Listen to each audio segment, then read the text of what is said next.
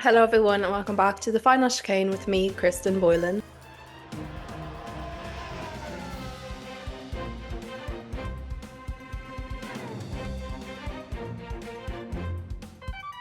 Today, guys, we are speaking to one of the most fascinating people, not only in Irish motorsport history, but just in motorsport history in general, maybe the biggest what if driver. That is, of course, Tommy Byrne. Tommy Byrne is an Irish Formula One driver who came from Dundalk. The best way to describe Tommy Byrne's career from the title of his own book, Crashed and Burned, the greatest racing driver you never saw.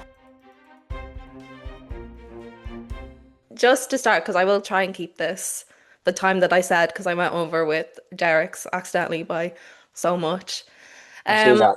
yeah. Well, usually I start with what the first moment that you knew racing and motorsport was the path that you wanted to take, and that was what you were meant to do in life, especially coming from Dundalk. It might not have been the most obvious choice of career, I guess. So what was it that did that for you and that made you realize that? Did I want to be a race car driver? Well, obviously, like every other kid in Ireland in the '70s, we didn't have the money for go karts and all that, but I love speed.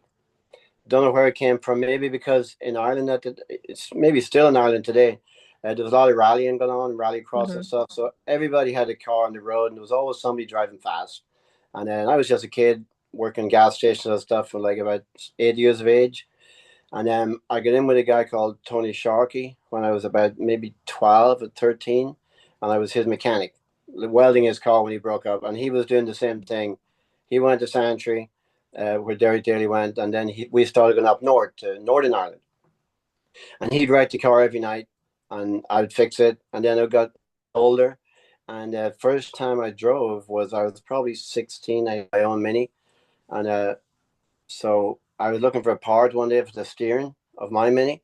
So the race car was sitting beside it. So I took the part off the steering from the car beside me, which was Tony Sharkey's race car. And when he was racing that night in Ahadui up in Northern Ireland on the oval, he crashed, and the car went upside down, half upside down, because the steering broke. Mm.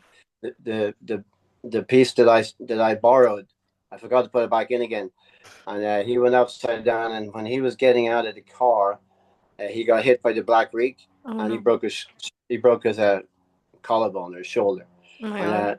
so that was my chance then to get to drive. So I actually raced that night because he was injured. I didn't tell him what happened or why he crashed, and I was first because it was inverted, so I started first instead of last. And the guys, the Black Reek and those other guys, I could hear them behind me revving the engines up, and I was scared shitless.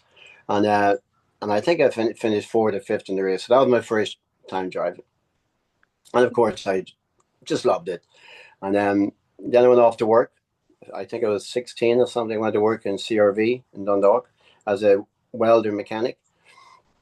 And that's when I decided I want to go to America because one of the guys that went over to America, Aidan Hoy, a friend of mine, he went to Canada, which I thought was America at the time. It was the same.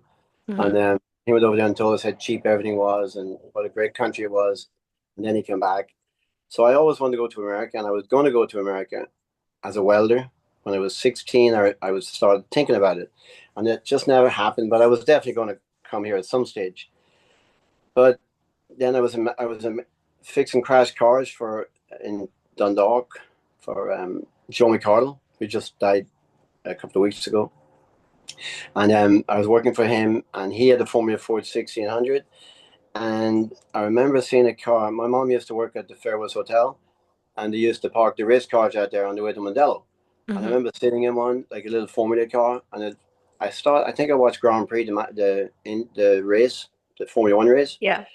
and I'm sitting in this little Formula Ford car, and I thought, wow, it's just like a Formula One car, and I felt good about it.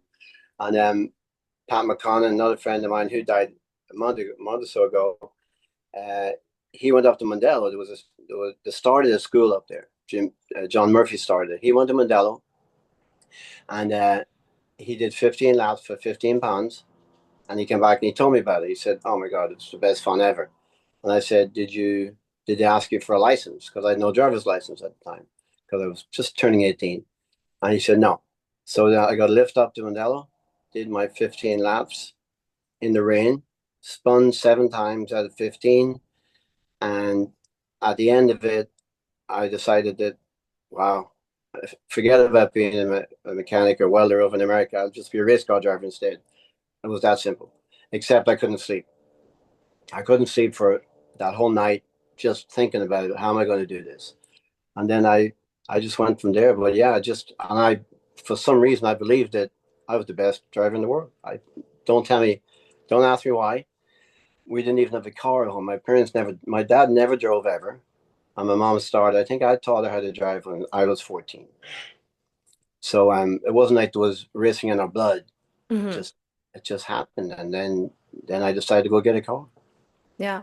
So it was, what was it, do you think? The feeling in the car while racing, or the feeling once you got out of the car about what you had just done? Like, was it just a feeling that, I think it was a little bit, remember, it was wet. yeah. So, and I didn't know what I was doing. I had no idea what I was doing. I kept spinning. Hmm. And but I must have done enough to excite myself. And I know John Murphy, the man, and Marika, who owned the school, they said, yeah, there was this crazy bastard just came through the school today, and he's something else. And they helped me a lot when I did decide to go. We had to borrow, I think we borrowed $1,250 to buy a car, a Crossley 16F at the time, through my mom. I talked her into it. And then later on, another year or so later, I think I drove for Brian Lennox. I actually had a free drive from Brian Lennox from Spa in Dublin for like 6 months or something. He was a big help. I had a lot of help, a Hmm. lot of friends, and a lot of help. And with that, um, I would not been able to have gone anywhere because I had no money. I didn't even have a car or a trailer. Everything was borrowed. And Yeah. um, and that was I think it was the feeling of sitting in the car and the chance of, hey, not a bad way to make money rather than working because I Hmm. wouldn't call it work. Yeah, well, doing something you love and earning money from it is obviously the best way. I was going to ask about mentors. You obviously mentioned a few names there, but was there anyone else that really had that belief in you and that helped you, even though you didn't have obviously the connections that others might have beforehand? Did you have any person that had that belief or that sort of mentored you? I had a lot. I like Morris Roddy, Hmm. helped me a lot from Dundalk. He was in the video. He's the one that called me a little bastard, and but he's my best friend, so he can do that. And Yeah. so there was him in Ireland. There was a lot of people. Peter McGill, he was a big help. Then I went to England to do the Formula Ford Festival in 1977, and I met a guy called John McKimbridge. Okay. He was he was the biggest one. He was my biggest supporter when I went to England. And that's the guy that kept pushing for me all the time. He didn't have a lot of money. He wasn't like Derek had McMahon, Derek McMahon, Derek Daly had McMahon, and David Kennedy had John Hines, who, by the way, John Hines helped me as well. And so did Derek McMahon. But John Hines helped me a couple of times. He sponsored me at Monaco and a couple of places like that. So that was kind of, I didn't have the money guy, but I had a guy, John McCambridge, called everybody. He did it. I wasn't that good at calling people, but he was really good at that. And he stuck up for me left, right, and center because I had a bit of a reputation because I didn't do it. I Hmm. didn't have a plan. I didn't have some of like for Roberto Moreno and some of those did not, and I didn't follow it. I didn't know anything about Formula One. I didn't know who to wear. I didn't. I just started watching, and when I was 18 years of age, I started watching it. Um, but I would say John McCambridge for sure. Without John, I may not even have got to where I got. Hmm. Your journey was obviously very different to other people who you were competing alongside. You didn't have the financial backing that others had, funding, connections, or sponsorship. So a lot of Formula One and motorsport, I guess, is sort of playing the game and trying to survive in the sport with all that, which obviously you just had your own talent to sort of drive you on and try to get you through it. Well, did you realize that that was the case when you started getting into motorsport, or was that like a harsh reality that you came face to face with? How did that affect you and just how did that come about? I didn't even think when I started racing. I didn't think that I didn't think I was going to be a Formula One driver. I Hmm. mean, I kind of took it one day at a time. And my goal was to try and win as much as I could. But it wasn't good enough just winning because I had nothing at all. I had to really win and dominate and show them who was the boss. Yeah. And I did that a lot until it wasn't just a matter of winning by 1 second. I wanted to win. I wanted to lap everybody, lap the field, and say, "See, there you go." Because I knew that I needed something extra to get to the next level. And but I remember at Silverstone in a Formula Three race in the wet, I took off and I was leading by I think 5 seconds after the first lap, and then it was like I was just taking off. And after Hmm. 5 laps, I spun, and and I could hear the crowd in the grandstand at Silverstone cheering, and then I spun, and then I got going again, and I broke first gear trying to get going, and then I got back up to first again, and then I spun again, and then I heard the crowd cheering again, and then I spun 3 times, and I came back and finished fourth, and that was the day that I decided it doesn't matter how much you win by. Once you win, and make sure you keep the car on the track. So I learned, and I did learn some stuff on the way, and that was certainly one of the things. So yeah, I knew I had one chance to keep winning, and let's see how far we can go. And lucky enough, I did get into Formula One uh, briefly and it was Sidney Taylor, the same man that Derek Daly talked about. Sidney Taylor helped a lot of drivers, and a lot of Irish drivers, and a lot of drivers. He was the one that got me to that drive in Theodore. Not the best car, but at least it was. I had no choice. It was, some people told me because I had no manager. I just had McCambridge and friends of mine. Some people said, "Ah, that's a piece of crap car. You're not going to do any good. You can't do that." And then some people said, "Hey, what are you going Hmm. to do? And how often do you get an offer to drive Formula One?" So I took the drive, and it didn't work out great because the car wasn't any good, and it wasn't any good. Derek Daly was the same driving that car early on that year. He couldn't qualify it. Jan Lammers couldn't qualify it, and I couldn't qualify it. Maybe I did twice, but last, which it wasn't very exciting starting last in a Formula One race when you're used to winning races. Hmm. Yeah. Yeah, So but sorry, go ahead. no, you got it. I Uh, already forgot. I mean, there's so much that wasn't in your control in your career, but the parts that you did have control over, the driving, basically you excelled at and you dominated in your Formula Ford and you did really well in Indy Lights as well. Obviously there was things that happened and you just didn't have the best luck. Everything else otherwise other than your driving, and that's what makes you so impressive to so many as a driver, and that's why there's still so much talk about you and why there was always so much talk about you despite not getting to your full potential um due to basically just funding and how Formula One chooses their drivers. Has it got better, do you think, in Formula One for someone who has the level of talent that you had, but maybe no funding? Do you think it's easier nowadays to maybe have more of a chance to survive in Formula One and make your way through Formula One? Or do you think has it gotten worse or is it the same? I I I couldn't do it. I couldn't thinking back on it.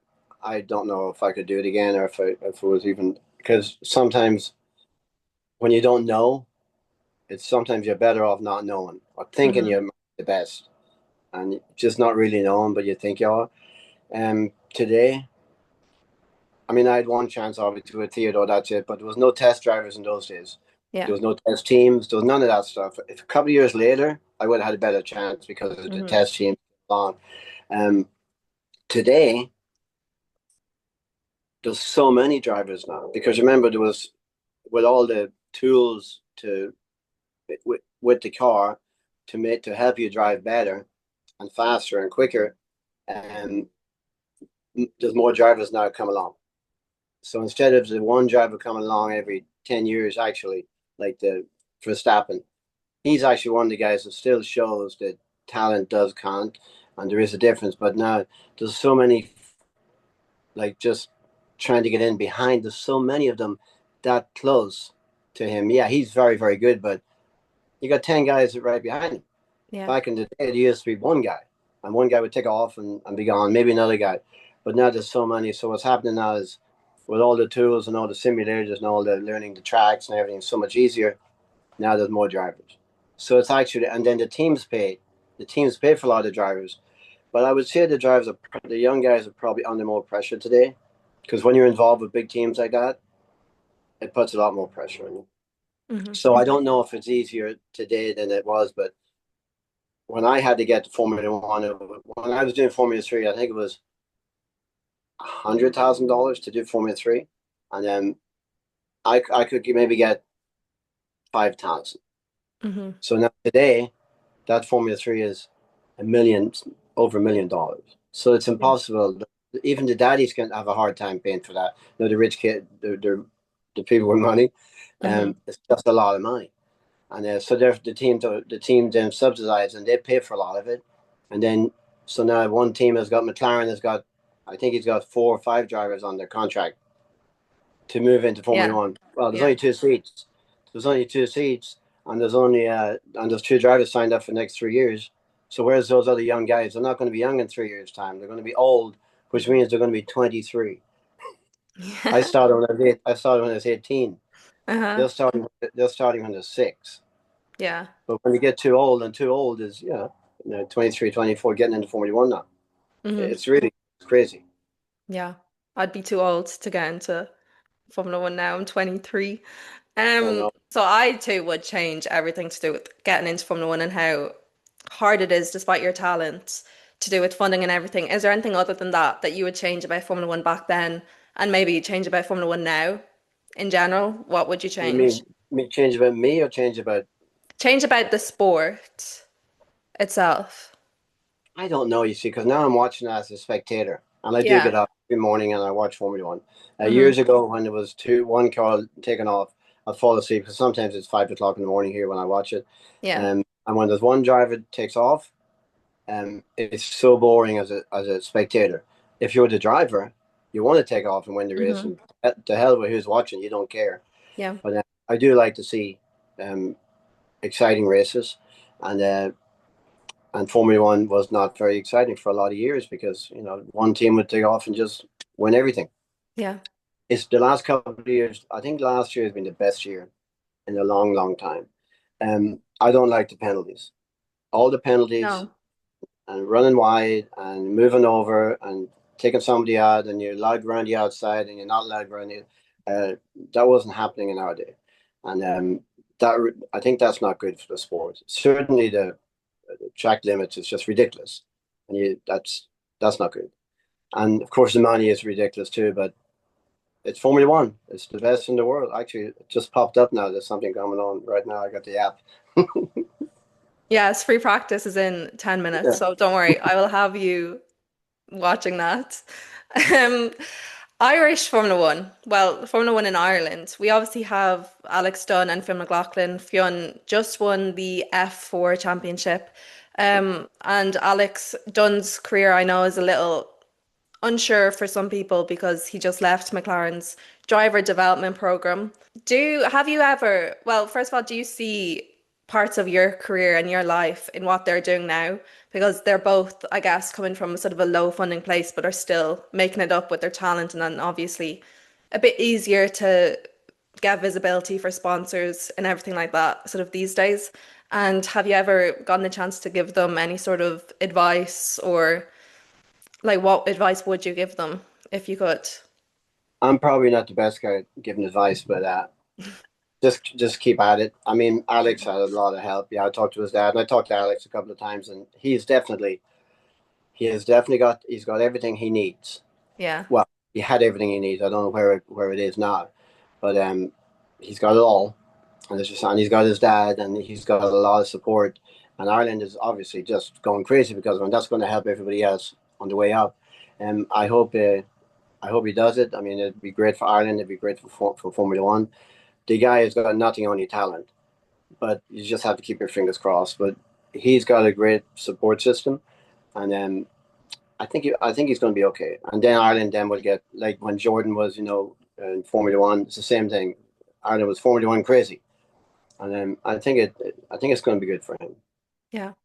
Where would you have a race? Like not taking into account how actually possible it is to host a race right now there. But where in Ireland would you choose to have a race? Like would you do a coastal race or a street race, Mondello? Like what would be your pick for a race, a Formula One Grand Prix in Ireland?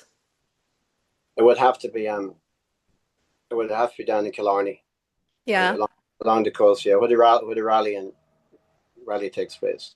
yeah, Yeah, that would be something else. yeah, Obviously, there's going to be no Formula One race in Ireland for a long, long time because yes. of the permits and all the other stuff. Now, there could be a Formula E race there at some time because you can just close down the streets in Dublin, Yeah. for a couple of days and there's no noise. So Hmm. maybe that might happen sometime. But yeah, that would be something else to see a Formula One race in Ireland.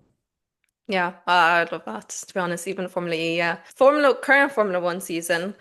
Do you see, I know you mentioned Max a bit and how he has sort of maybe not the sponsor's dream personality, but it's his talent that has gotten to where he is, and he's still loved by the fans despite not having the bubbly, out there, happy Daniel Ricciardo, Lando Norris sort of personality. Do you like feel in Formula One that you sort of see yourself or see any of the drivers like a little bit in you? And do you relate to any of the current drivers or recent drivers even?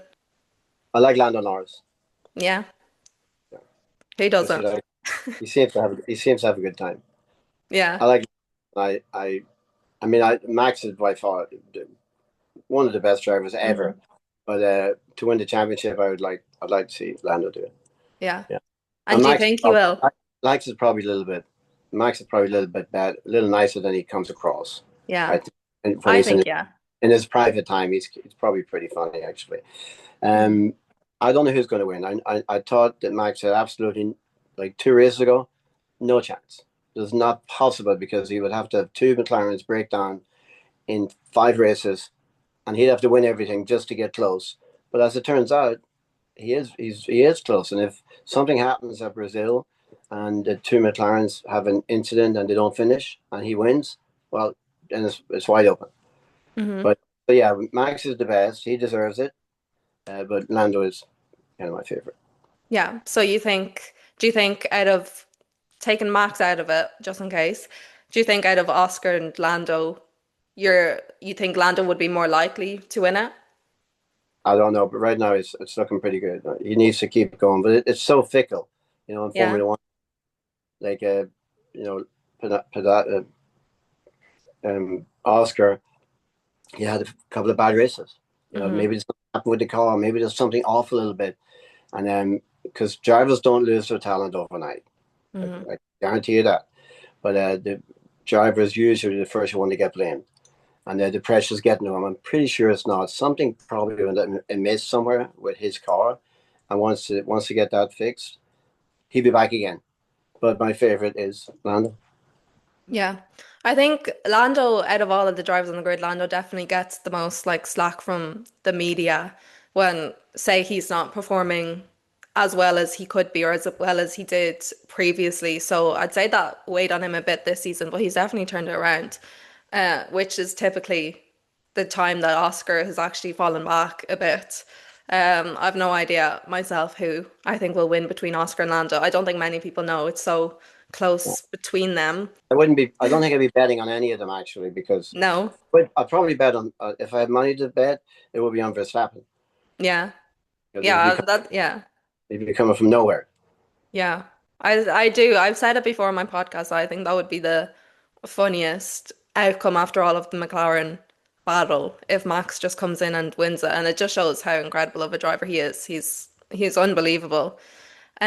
Just sort of to finish on media and how that has changed when you were in Formula One and Indy Lights and Formula Ford and all of that to now. There's so much media even on the other categories and F2, F3. It can be quite tough. Do you think that is there any part of your story that you feel got misrepresented or there's just like a truth about you that's not understood by the public? Is there anything that you would like to sort of set straight about your personality that you feel like maybe the media misconstructed or anything like that, which happens so much today? Are you trying to say there's something wrong with my personality? No, I think your personality is perfect. No, I am. Yes, of course. I'm Tommy Byrne, and when people ask me a question, I give them an answer. And Hmm. like if somebody asked me, "Are you Tommy? You the best driver in the world?" When I was doing it, who's your favorite driver? Who's your hero? I said, "Well, I didn't have a hero." I said, "I am." And do you think you're the best driver? I said, "Yes." And what are you going to say? No. I mean, lucky enough, I was able to back up what I did, so I was good with that. But you're going to say, like Lando does sometimes, um, maybe not, but I'm working on it. I mean, I'm getting there. I just have to, I'll be there. The team managers don't want to hear that, but they don't want to hear, yeah, I'm the best too. You're a cocky asshole if you say you're the best, and if you don't, then you're a weakling. So there's a fine line. Max has got the right idea. He just says what he wants. Yeah. Well, I mean, you're real. Your personality is authentic, and everyone can see that. And you had a lot of fans rooting for you and supporting you back in the day, so it was never an issue, I don't think, about how fans perceived your personality or anything like that. Like, I'm pretty sure the Irish fans had your back completely and respected that you were so authentically yourself, I guess. Just to finish on, do you have a proudest moment, even if it's not the one that maybe the media see, from any of your series, from anything that you've done in motorsport? So say like you had to show a video to someone to convince them of your talent. What moment from your whole career would you show them? What are you proudest of? I came back when I didn't qualify. I tried to qualify for 5 Formula 1 races, and I only qualified for two. So then those three I didn't qualify for, there was five cars used to go home, and I was one of them. So I think I flew home from Monza on Saturday night and jumped in the Formula 3 car the next day at Silverstone with Martin Brundle and Scott and Moreno and all those guys were in Formula 3 at the time. And I think I qualified. Now, this is overnight. I'm driving the Formula 1 car the day before. Next day, I'm back in Formula 3, which is like going from a 1000cc motorcycle to a bicycle. The wheels are so tiny. And I spent 18 laps in third place trying to pass Dave Scott. And he blocked me and he banged into me. We banged into each other for 18 laps at four different turns. There was tire marks all down the side of my car, both sides of them. And he just kept running me off the road. And nobody did nothing. No organizer said stop it, because it's only Tommy. No big deal. And Mhm. then with 2 laps to go, he made a mistake, and I passed him for second, and then I passed the leader for first, and I won the race. That was Formula one day, and then Formula 3 the next day. And that was pretty impressive. That is But impressive. for That's me, very, yeah. No, that's a very special moment. that's the one. That's the one I would show them. Thank you so much for coming on. Do you have any actually Formula One races that you're going to? Do you go to Formula One races? No, I don't. No. No, it's too much. No, I don't even have the contacts for a ticket. I used to get free tickets because if you have a Formula Yeah. One license, you're supposed to get them free for life. But that didn't work out. But even Oh. though there's so many people, and unless it was working there, I mean, I've been to races before, driver coaching on the different series, and Yeah. Formula One guys will be there yet. But other than that, no, it's just a nightmare trying to get in and trying to get out. Are you still doing your driving coaching? Yes, I am. Driver coaching, and I do a lot of work in Mid Ohio. I do a lot of team defensive driving at Mid Ohio. That's one of my things I like the best. Yeah. Well, that's special. You spreading that knowledge and that talent to, well, not just younger drivers, but anyone that is wants to learn, really. Thank you so much for coming on and taking the time out. I think for once I have finished nearly on time. I need to work on my time management skills, but I think I got it down. So thank you so much. And of course, enjoy, what is it? Free Practice 1 is on right now in Brazil. So Thanks, Chris. I really appreciate it. Thank you very much. thank you. I appreciate it too. Goodbye.